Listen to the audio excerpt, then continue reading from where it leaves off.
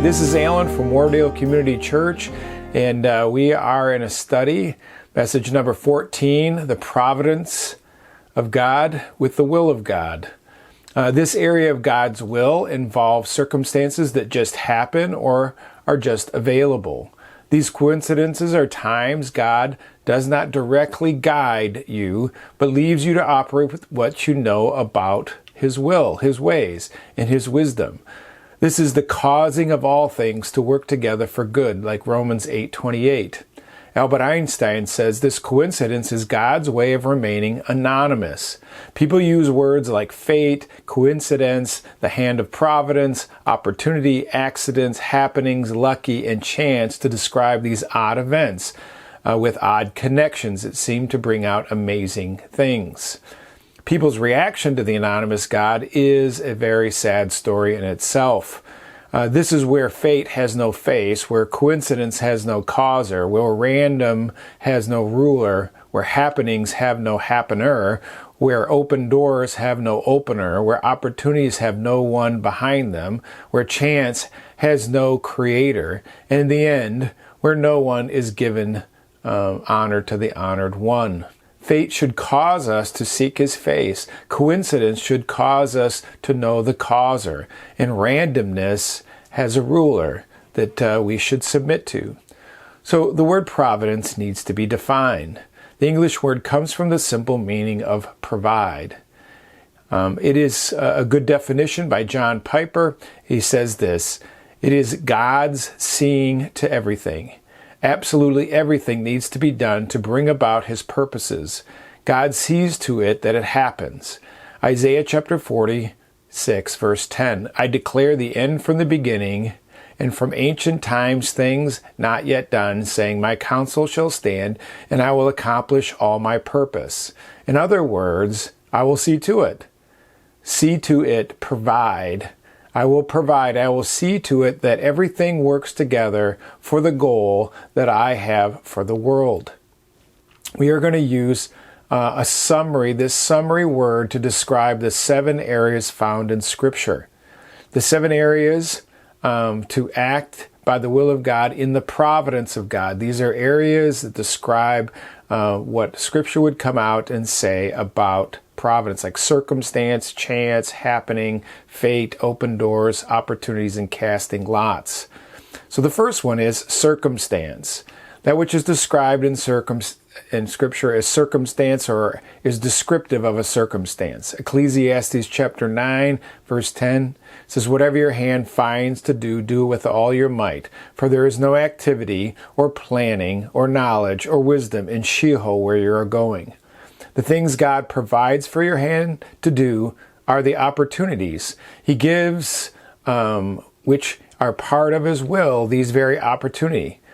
The means to doing those things which God provides is with all your might. Sheol described as the place of death, and the idea of doing these things with all your might involves intensity, energy, power, and not half-hearted or low energy or with a lazy style of action. These whatever things that your hand finds to do are within your reach, showing themselves right across your path. The time to take advantage of these opportunities are now, in this life, for it is the only time you have to plan or to act or to know. That's what it's talking about, Sheol, the place of the grave. You should see opportunities as something provided by God and by His hand, and to do it with all your strength. So the second word we're going to look at is chance, time and chance, Ecclesiastes 9:11. I again saw under the sun that the race is not to the swift, and the battle is not to the warrior, and neither is bread to the wise, nor wisdom to the discerning, or favor to men of ability. For time and chance overtake them all. The ideal of chance is that something seems to just happen. The time or the circumstances that cause the race to be won by another, who is not necessarily the fastest, is called chance. The battle was won by a timing element, which is called also chance.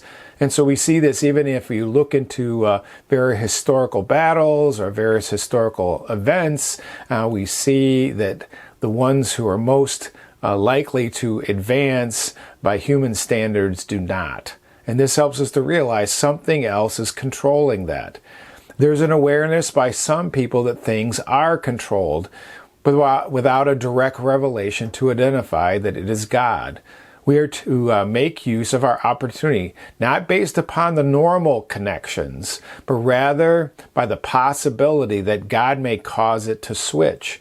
Normal capacities that may be limited are not the sole determiner of the outcome, because we know that the swiftest don't always win the race. The warriors don't always win the battle. The wise don't always make the wealth, and the favor is not always given to the one who is most able. If we see any Olympic Games, we see any particular events, we realize that it works exactly just what we were saying. We at times are to act upon God's opportunity with all our might, rather than upon the estimation of favorability to win. Another aspect of this is the idea of testing of chance. In 1 Samuel chapter 6, here we have the Philistines, and what they're doing is trying to figure out, because they have just had a battle with the Israelites, and they have defeated them and have taken the Ark of the Covenant. And but what happens as they take the Ark of the Covenant and place it in their false god Dagon's place or temple, what happened? Dagon falls over, then they prop him back up, then Dagon falls down again, and his arms are broken off, and they're trying to figure out why this is happening. And so they are going to do a test to see if something happens by chance, this event. It's because all the plagues, all the diseases that follow them, they realized that there seems to be some connection. So in 1 Samuel 6:9 it says this, "Watch, if it goes by the way of its own territory to Beth Shemesh," he's talking about going its own way, meaning the cart. So they decided to put it on a cart. And that particular cart had animals that pulled it that had given birth to babies. And what happens is they would assume that these animals would turn back and follow after their children to feed them. Goes on there in chapter 6, verse 9, "Then he shall have done us this evil. But if not, then we will know that it was not his hand that struck us, it happened to us by chance." So again, the Philistines devised this test to determine whether it was by chance or the hand of Yahweh, the God of Israel. They had no other direct evidence. All they did is we're going to load up the ark, put it on the cart. If it heads straight for Israel, Beth Shemesh, then they'll know that this was not by chance. And that's exactly what happens. It's not by chance. The cart does go straight to Israel, even though the normal tendency of these animals would be to turn back to seek to follow the cry of their babies. And it's interesting to note that they do find out that it is by the divine hand. And it's interesting in contrast to that the men of the story of Jonah acted differently in Jonah chapter 1, verses 14 to 16, once they perceived the reality that the raging sea was caused by God and not by chance. They feared God and acted with vows. But the Philistines to have no fear of God at all. Once they knew that it was not by chance, they just went off on their own way. They realized, one, that when unbelievers recognize that a certain event has been caused, they should go further to learn the causer. And if we are involved, we should also inform them that who is the one who is causing this to be. Another place is in Luke chapter 10, verse 31. This is talking about a pathway by chance. Luke 10:31 says this, "And by chance a priest was going down on the road, and when he saw him, he passed on the other side." This is the story of the Good Samaritan, and this is a story that is told about a person who was injured by robbers. He was cast on the side of the road, injured, and there he sits. And by chance, by accident, Scripture using this kind of wording to describe this very coincidence.